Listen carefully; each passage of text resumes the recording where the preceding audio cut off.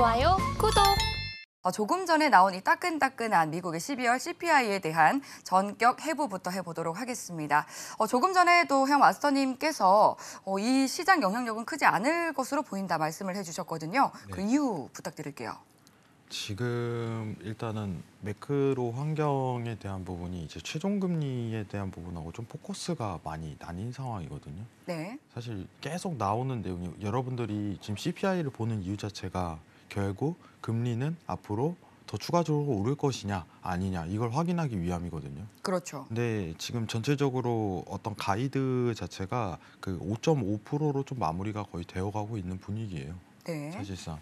그래서 큰 이변이 없으면 5.5%로 마감한다 이 생각을 가지시면 되는데 오히려 지금 앞으로 시장 자체가 CPI보다는 앞으로는 부채 한도 협상이라든가 국채를 어떻게 발행할지 이 부분에 의해서 증시가 움직일 가능성이 높다는 거예요. 네. 사실 우리가 지금 CPI를 보는 이유가 최종금리에 대한 형태를 어떻게 이제 더 추가 스텝을 밟았냐. 네. 예.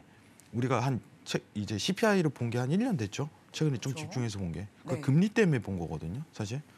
금리를 금리의 앞으로 강도라든지 예. 속도를 체크하기 위함이었죠. 원래는 이제 작년 이맘때만 되더라도 예. 이제 테이퍼링 하고 있었잖아요. 네. 예, 미국이 테이퍼링을 하고 채권 매입을 축소하고 있다가 3월에 이제 금리 인상과 테이퍼링 종료를 좀 동시에 하겠다 이런 발표만 했기 때문에 그때는 어떤 미국에 대한 적정금리 수준 자체를 3.5%로 잡고 있었어요. 예.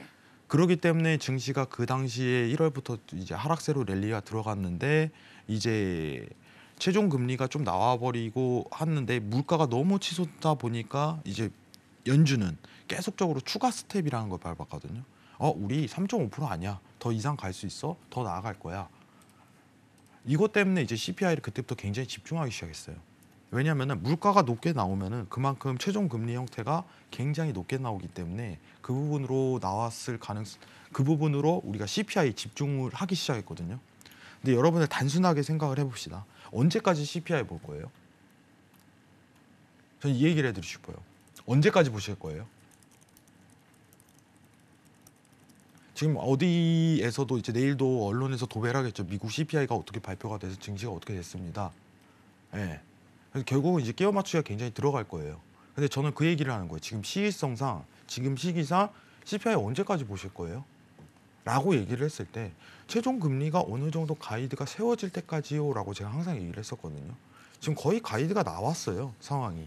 그러면은 이번 CPI는 거래량이 터지는 시간인가 아니면 시장의 방향성을 가를 만한 지표인가 라고 판단했을 때 저는 단순히 오늘 지표에 대한 내용은 거래량만 대폭 증가하는 지표일 뿐이다 라고서 평가를 드리고 싶어요. 거래량만 단순히 늘어가는. 시장이 앞으로 이거에 대한 지표 하나로 올라갈 거야, 내려갈 거야, 방향성을 가를 만한 이제 지표가 아닐 가능성이 굉장히 높다는 뜻입니다. 일단 오늘 CPI 발표 직후에 급락을 했어요. 이는 어떻게 보면 차트 보면서 좀 얘기를 해보죠. 네, 급락을 했어요. 이는 어떻게 보면은 그 지금 예상치와 좀 동일시 나왔기 때문에 라고 평가를 할 수도 있겠죠. 예상치랑 동일시 나왔기 때문에. 지금은 단순히 우리가 접근을 하려면은 순수하게 오늘 같은 내용은 완전하게 차트 플레이로 다가설 수밖에 없어요. 차트 플레이로.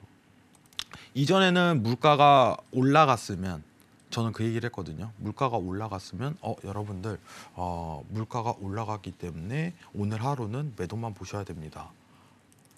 물가가 내려갔습니다. 매수만 보셔야 됩니다. 근데 지금은 그 시기는 아니라는 거예요. 그 시기는. 지금은 물가가 하방을 나오더라도 시장이 하락할 수 있는 조건에 해당이 돼요. 예. 굉장히 움츠리는 자리죠. 그렇기 때문에 저는 이번 CPI에 대한 내용 자체는 시장에 대한 어떤 상승과 하락을 방향성을 가리킬 만한 요인은 아니다라고 판단합니다. 예. 시장이 최근 좀 주춤거리고 상승과 하락에 대한 패턴을 좀 반복하는 이유는 지금 부채 한도 협상에 대한 기간이 만료가 좀 남아있는 상태에서 어떻게 될까 하는 대기 구간이라고 저는 좀 판단을 해요. 아직까지는. 만약에 부채 한도 협상이 진행된다면은 오히려 국채 발행에 대한 부분이 늘어나기 때문에 국채 금리가 다시 상단으로 올라가면서 시장이 재하락하는 케이스가 생길 수도 있거든요. 저는 그 부분을 오히려 염두를 합니다. 여러분들.